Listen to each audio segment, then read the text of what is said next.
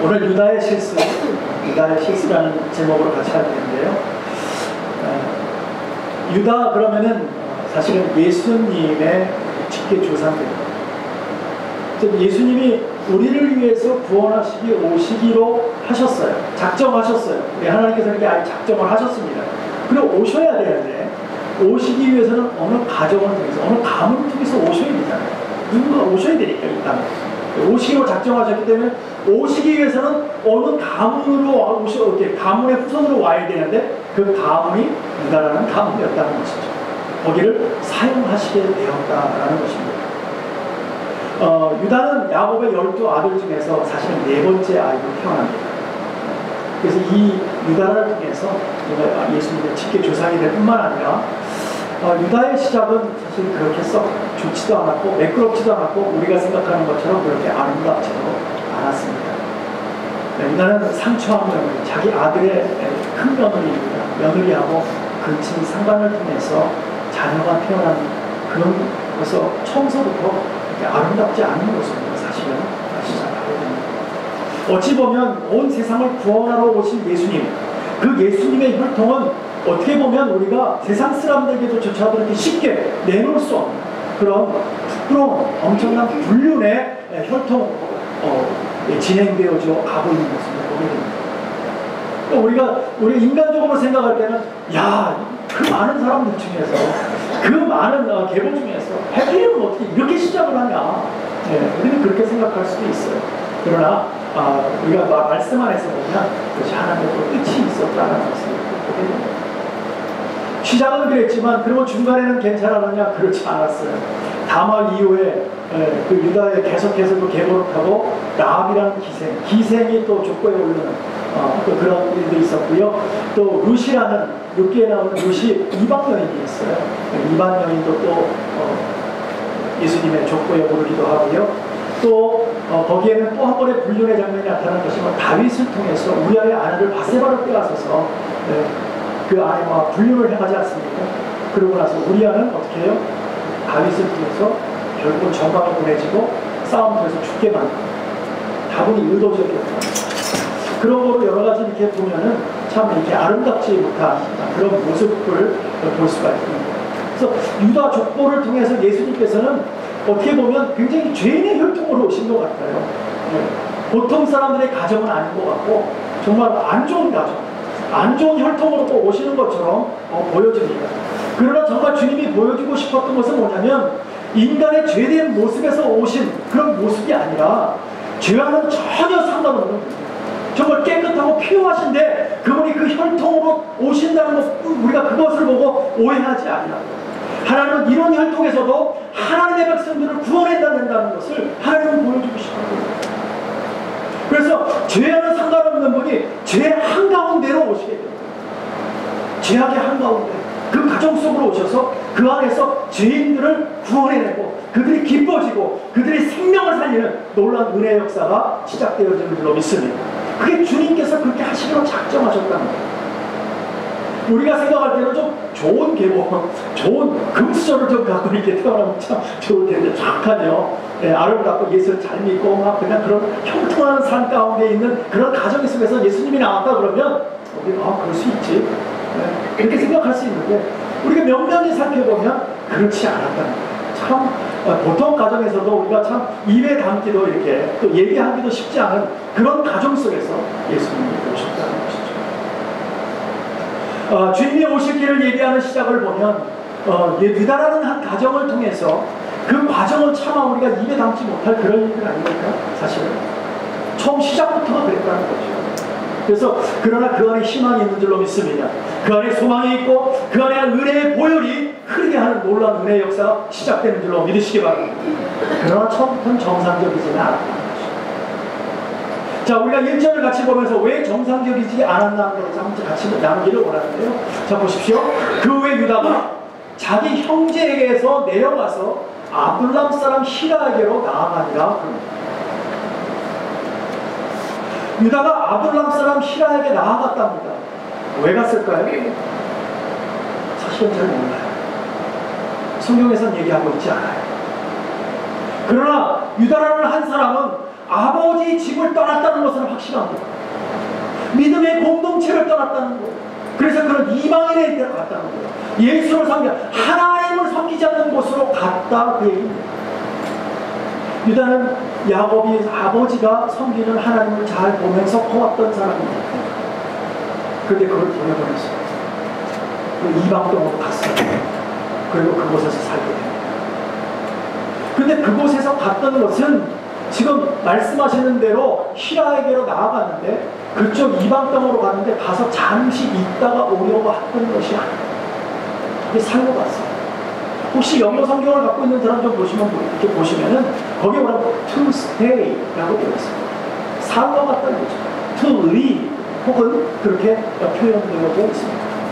그러니까 그곳에 살기 위해서 이제는 아버지 집이 싫어서 믿음의 공동체가 싫어서 나는 아예 그곳에서 살겠다고 유다가 떠났다는 거죠. 살고 갔어요. 근데 왜 유다가 자신이 살던 곳을 떠났을까요?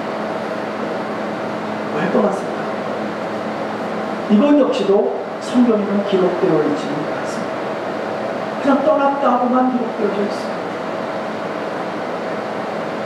왜 형제를 떠났는지, 왜 아버지 집을 떠났는지. 아버지 집에 있으면 얼마나 편합니까? 형제와 함께 있으면 얼마나 힘이 있고 또 주변 사람들에게도 뭡니까 어려움을 당하지 않고 얼마나 행복하게 살 수 있는 그런 찬스가 가정 안에서 울타리에서 있지 않습니까? 그래서 제가 왜 그랬나 한번 생각을 해봤어요. 왜 유다가 떠났을까? 하나님 왜 유다가 떠났을까요? 제가 가만히 생각해보니까 이런 것 같아요. 말씀에는 기록되어 있지 않지만 유다는 동생 요셉이 팔릴 때에 죽이려고 그럴 때 죽이지 말자 그러고 요셉을 누구에게 팔립니까? 미디안 사람 이스마엘 족속에게 파는데 앞장섭니다. 동생을 팔아버렸어요. 말로 좋은 말로 하면 판 거고요. 우리말로 표현하면 동생을 인신매매 해버렸어요. 이게 한 가정에서 형제가 할 수 있는 일입니까? 이게 보통 사람은 일어날 수가 없는 일이에요. 어떻게 형제를 사랑하는 동생을 아무리 배다른 동생이라 할지라도 동생을 인신매매 해버렸습니다. 돈 받고 팔았어요. 그건 죽은 게 아니에요. 그때 당시에는 몰랐지만 아마도 유다가 사실은 동생을 죽이지 못하도록 하기 위해서 판 거예요. 사실 좋은 의도를 가지고 있었어요. 네. 팔기는 팔자고 결의는 했는데 사실은 그 안에는 사랑이 있었다는 거죠. 왜냐하면 유다가 나서지 않았으면 어쩌면 요셉은 죽었어요. 형들이 죽이려고 했습니다. 동물에 잡혀먹었든지 아니면 형들에 의해서 죽임을 당하든지 하여튼 죽임을 당했을 거예요. 근데 어떻게 보면 유대의 국률한 그런 지혜를 통해서 그가 요셉을 사랑하게 되었던 거죠. 그럼에도 불구하고 유다의 마음은 항상 괴로웠을 거예요. 이 아이를 살려놨는데 결국은 자기가 그 아이가 미디안 상인들에게 팔려서 애굽 땅으로 가버렸잖아요. 이제 언제 만날지는 몰라요. 그것도 종살이하러 보냈단 말이죠. 일반 사람이 아니고 종으로 팔려갔어요. 노예로 팔려갔다 그 얘기예요. 그러니까 요셉의 인생은 이제 자기 인생은 없는 거예요. 그 유다의 마음이 굉장히 아팠을 거예요. 그를 살리기 위해서 지략은 냈지만 또 그 아이를 팔아놓고 나서 어떻게 합니까? 아버지에게 이 아이가 짐승에게 잡혀먹었다고 원래 채색 옷을 입었던 걸 벗겼잖아요. 그리고 웅덩이에 집어넣는데 그 옷을 다시 입혀서 보낸 것은 아닌 것 같아요. 그러니까 그 옷에다가 양을 잡아서 피를 묻히고 아버지한테 갖다 줍니다. 아버지, 이거 아버지 아들 거가 한번 보세요. 그래 맞다. 요셉의 거다. 이게 피가 묻어있는 저희가 보니까 이 아이를 발견할 때 이 옷뿐이 발견한 것이 없습니다. 아마도 짐승에게 잡혀먹은 것 같습니다. 라고 거짓말합니다. 유다의 마음이 계속 아팠습니다. 왜요? 동생을 판 것도 아버지에게 거짓말한 것도 유다는 견딜 수 없었을 것 같아요. 여러분 거짓말을 한 번 하면 어떻습니까? 선의의 목적이든 나쁜 뜻의 목적이든 그 거짓말을 숨기기 위해서 계속 거짓말이 되풀이되는 거 아십니까? 거짓말을 한 번 하면 거짓말을 계속 해야 할 수밖에 없어요. 그것을 덮어야 됩니다. 그래서 거짓말을 계속하는 그런 유다의 마음이 아마도 힘들었지 않겠나. 그래서 믿음의 공동체를 떠난 것이 아닙니다. 가정을 아버지 보기가 민망스러워 떠난 것이 아닙니다. 형제들을 보니까 원망스러워서 떠난 것은 아닙니다. 그런 생각을 하게 되었습니다. 어쩌면 유다는 가정을 떠나면서 믿음의 공동체를 떠나면서 이제는 나는 하나님을 더 이상 섬기지 않겠다고 맹세하며 떠났는지도 모르겠어요. 하나님의 관계를 끊어보겠다고 포기하겠다고 생각하고 떠났는지도 모르겠어요. 그는 그렇게 떠났어요. 그리고 이방 땅으로 내려가서 아둘람 사람 히라에게 내려갔다는 것입니다. 우리 2절을 같이 보기를 원하는데요. 이렇게 얘기합니다. 유다가 거기서 가나안 사람 수아라 하는 자의 딸을 보고 그를 취하여 동침한다고 말하고 있습니다. 그러고 나서 아이를 낳았다는 것입니다.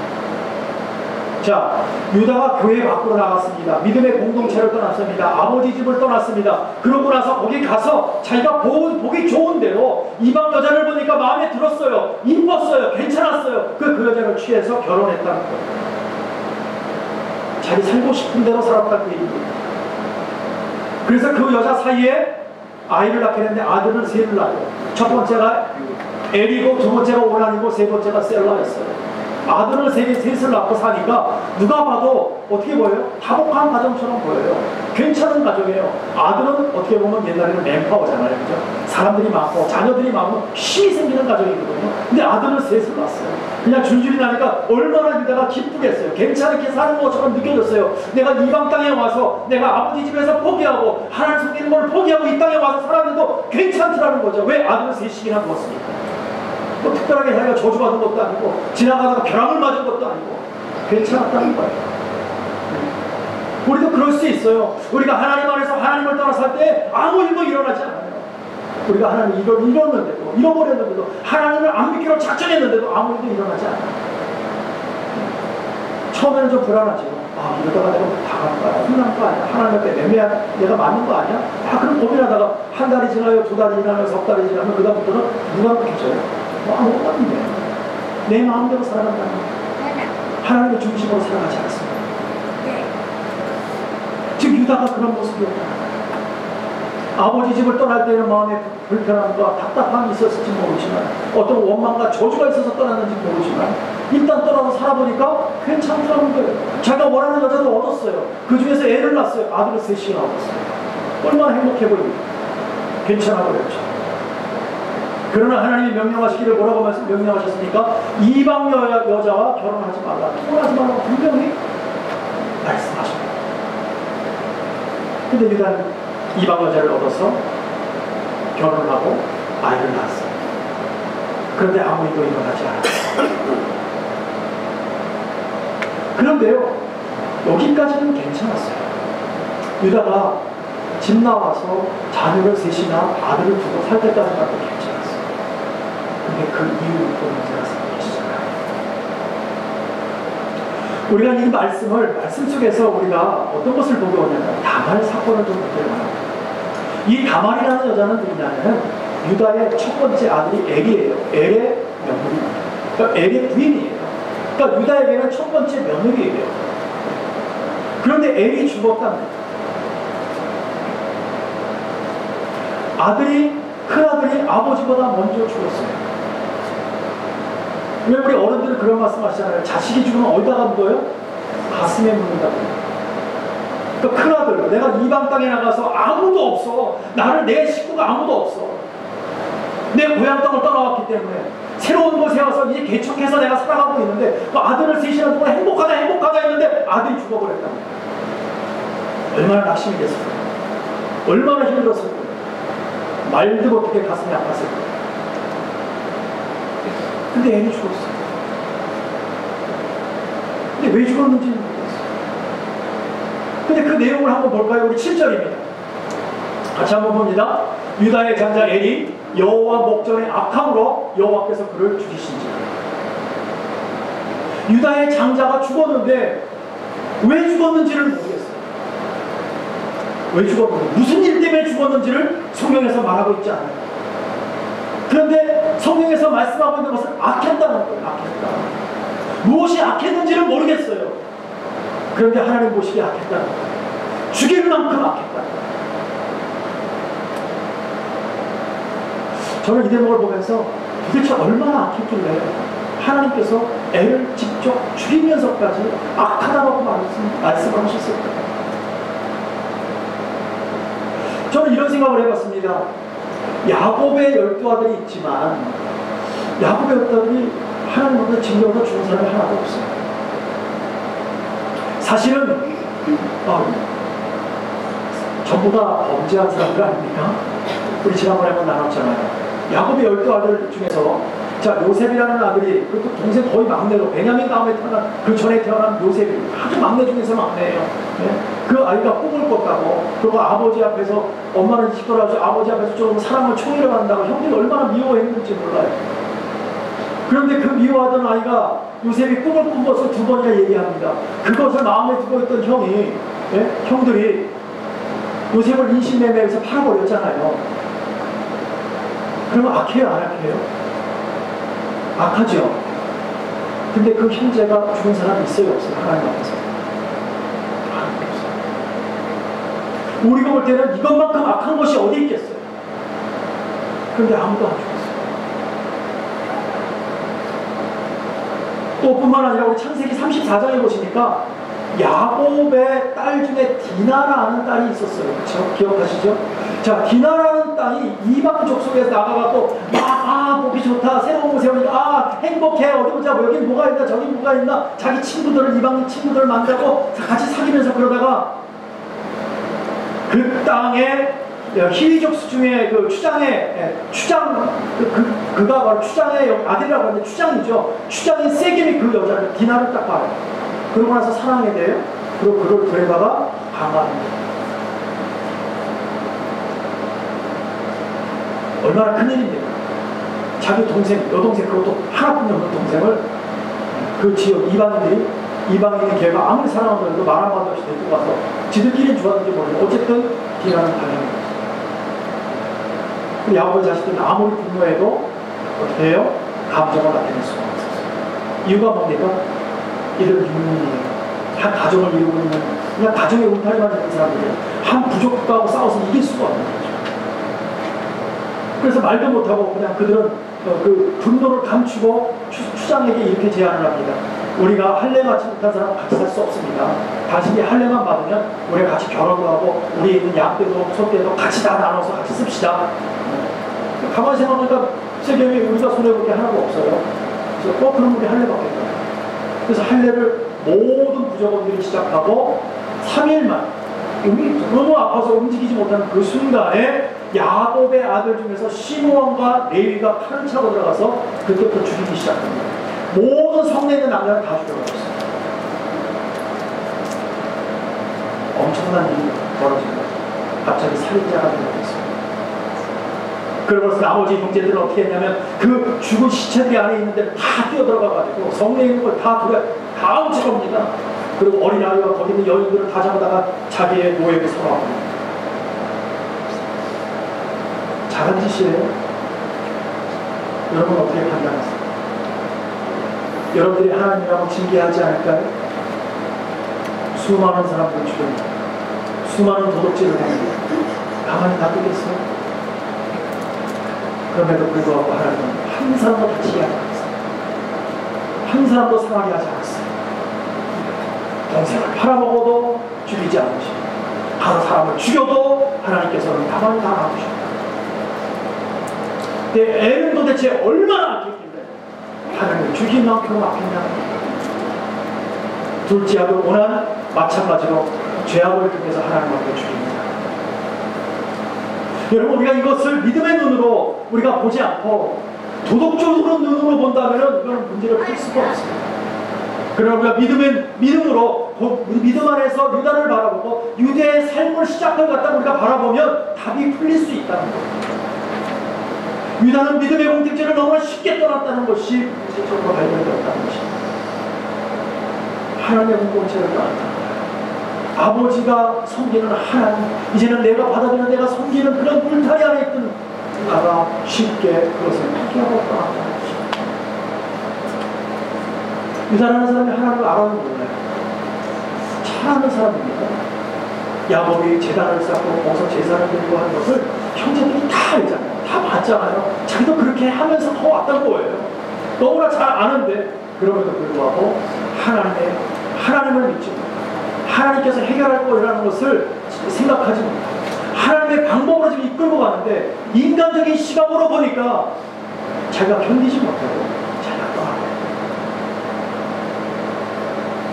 여러분, 우리는 어떨까요? 우리는 유다와 다를까요? 어떻게 생각하세요? 우리는 유다와 하나도 다르지 않습니다. 우리가 은혜에 사로잡혀서 우리는 이 자리에 와 있다고 생각합니다. 그러나 우리에게 어떤 어려움이 한번 닥쳐오다 우리는 쉽게 믿음의 문처럼 떠나려고 하지 않습니까? 아니, 하나님을 떠나려고 하지 않습니까? 도대체 하나님이 나에게 뭘 해줄 게 있어요? 뭐 바라는 게 있지만 하나님은 나한테 아무것도 안 해줘요. 우리는 그러지 않습니다. 나에게 시련이 오면 하나님 언제 살아계시면 나에게 왜 어떻게 이런 일이 벌어지냐 라고 우리는 그렇게 얘기하지 않습니다. 유다와 무엇일까요? 우리는 쉽게 어려움만 오면 우리는 떠나려고 하는 것을 항상 준비하고 있는 우리의 마음 아닙니까?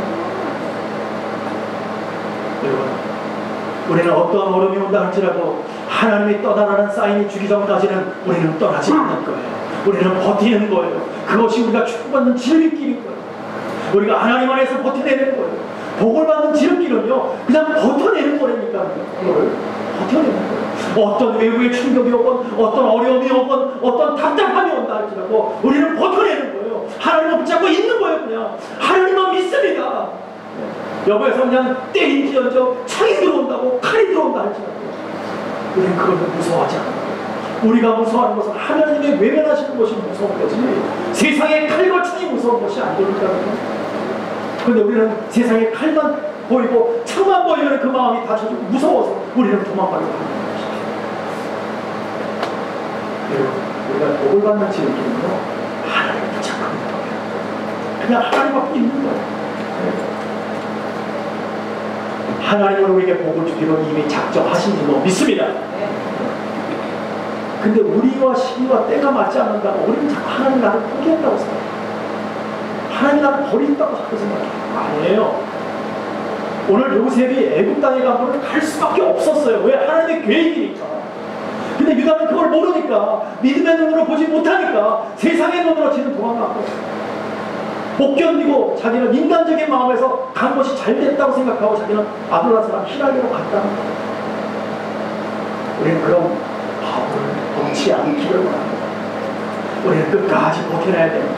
어떠한 어려움이 와도 하나님의 사람들은 하나님 앞에 그냥 있는 거예요.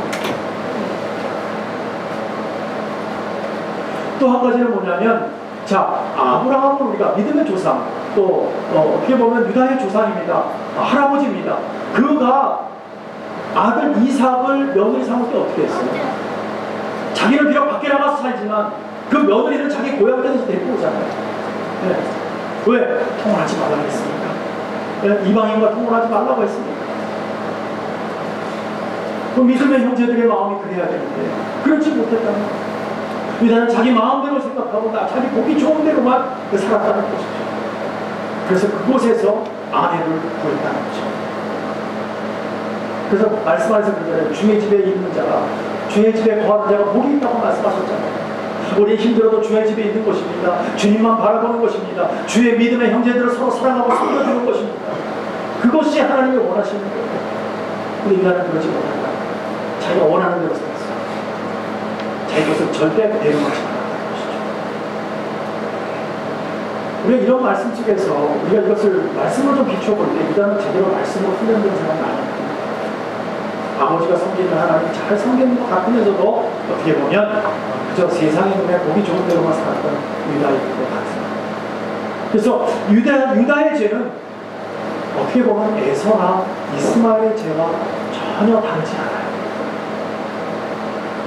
에서도 자기 마음대로 살았어요. 이스마엘도 자기 마음대로 살았어요. 그러나 겉으로 볼 때는 큰 부족국가를 이루고 민족을 이루면서 살았던 그들이에요. 그러나 하나님은 그들을 인정하지 않죠. 우리가 쉽게 우리말로 바꿔본다면, 우리가 믿음의 공동체 안에 있으면서, 우리가 교회 안에 있으면서, 우린 교회 안에 있나 교회 밖에 있나 전혀 의식하지 않고 살아가고 있다는 것이죠. 내가 하기 좋은 대로만 살았어요. 내가 편한 대로만 살았어요. 보기 좋은 대로, 기쁜 대로만 살아왔다. 하나님의 말씀하시는 명령을 순종하지 않고 그 말씀대로 살려고 애쓰지 않는다. 우리 오늘 내가 좋은 대로 살았던 것이죠. 그렇게 자신이 좋은 대로 사니까 하나님을 기쁘게 하지 못하는 것이죠. 하나님을 기쁘게 하지 못하는 자가 어떻게 하나님의 기도 응답을 받을 수 있습니까? 어떻게 하나님을 느낄 수 있고 어떻게 하나님이 나에게 은혜 주셨다는 것을 믿을 수 있겠습니까? 그것을 믿고 그것을 느끼려면 그저 주 앞에 있는 거예요. 주님의 집에 있어야 되는 거예요. 그냥 무던히 하나님 앞에 있는 사람이 그 사람이 승리자예요. 근데 오늘 우리는 그렇지 못해요. 조금만 좋으면 막 좋고 조금만 싫으면 아닌 거라고 자꾸 생각해요. 좀 진득해졌으면 좋겠어요. 신앙 안에서. 앞만 보지 말고 하나님이 끌고 가시는 것을 좀 보자. 우리 인생 전체를 좀 맡기자. 오늘만 보고 얘기하지 말고 하나님의 영광을 나타내는 저와 여러분 되기를 바랍니다. 그래서 주님 붙들고 끝까지 가는 거예요. 세상이 뭐라고 그래도. 그래서 오늘 믿음 안에서 유다가 살지만 자기 보기 좋은 대로 살다가 결국은 아들을 두고 다 잃게 된 겁니다. 너무나 힘들었겠죠. 이제 마지막 셀라 아들 하나만 남았어요. 그런데 유다의 마음에 굉장히 복잡한 것이 뭐냐면 이 아들까지 잃어버릴까봐 걱정이 되는 거예요. 자, 아들 둘이 아버지보다 다 먼저 죽었어요. 그 눈으로 그것을 죽음을 확인했을 때에 아버지의 마음은 어떨까요? 야, 우리 셋째 이제 하나 남았는데 저까지 죽으면 나는 큰일 났다. 내일도 못 먹고 어떡하나. 그런 마음이 있지 않겠어요? 그런 두려운 마음에 사로잡혀 있었어요. 뿐만 아니라 이때 당시에는 어떤 법이 있었냐면 계대 결혼법이라는 것이 있었습니다. 이 계대 결혼법이라는 것이 뭐냐면 가족들이 의무적으로 행해야 되는 그런 법이에요. 뭐냐면 이런 겁니다. 자, 후손을 남기지 못하고 형이 죽었어요. 엘이 죽었어요. 그러면 지금 남아있는 건 셀라뿐이 없어요. 막내가. 그럼 막내가 장성해서 어른이 되면 누구와 결혼을 해야 된다 그러나요? 아무튼 그 형수에게 가서 동침을 해야 됩니다. 그러고 나서 아이를 낳게 해줘야 돼요. 거기서 태어나는 아이는 엘의 아들이 됩니다. 자기의 아들이 아니라 엘의 아들이 됩니다. 그런데 둘째 오난이요, 형수하고 계대결혼법으로 들어갔다가 결국 거기서 하나님 앞에 징계받아서 죽게 돼요. 그러니까 유다는요, 마음이 복잡한 거예요.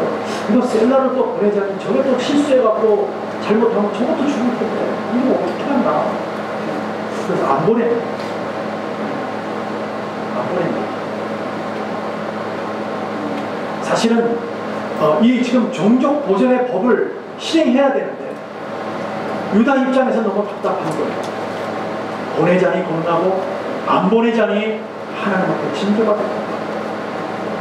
내가 지금 떠나 살지만 아들 둘까지 죽은 거 보니까 이건 분명히 뭔가 있는 거야. 걱정이 되는 거예요. 그럼에도 불구하고 눈앞에 보여지는 아들이 먼저였던 거예요. 그러니까 못 보냅니다. 안 보냅니다. 물론 어린 것도 있었어요. 셀라가 좀 나이가 어렸어요. 그래서 장성할 때까지 기다려야 이제 가서 결혼을 할 텐데, 네, 그런 과정이 조금 시간이 필요했던 것이죠. 자, 어느덧 시간이 흘렀습니다. 다말은 친척 집에서 기다리고 있습니다. 오늘이나 내일이나 이제 셀라가 언제나 올래나 저가 와서 이제 내가 애를 가져야 이제 애의 계보를 입고 내가 며느리의 사명을 다 감당할 텐데 하고 기다리고 있었던 거예요. 그런데 셀라가 다 커고 장성을 했어요. 그런데 아버지 유다로부터 소식이 없어요. 보내지 않는 거예요. 계속해서. 시아버지로부터 소식이 없어요. 그러던 차에 유다의 아내가 죽게 됩니다. 이방 여인으로 자기 몸이 좋은 데를 얻었던 아내가 죽어요. 그러니까 유다는 얼마 만에 슬픔을 시간을 보냈다고 얘기합니다.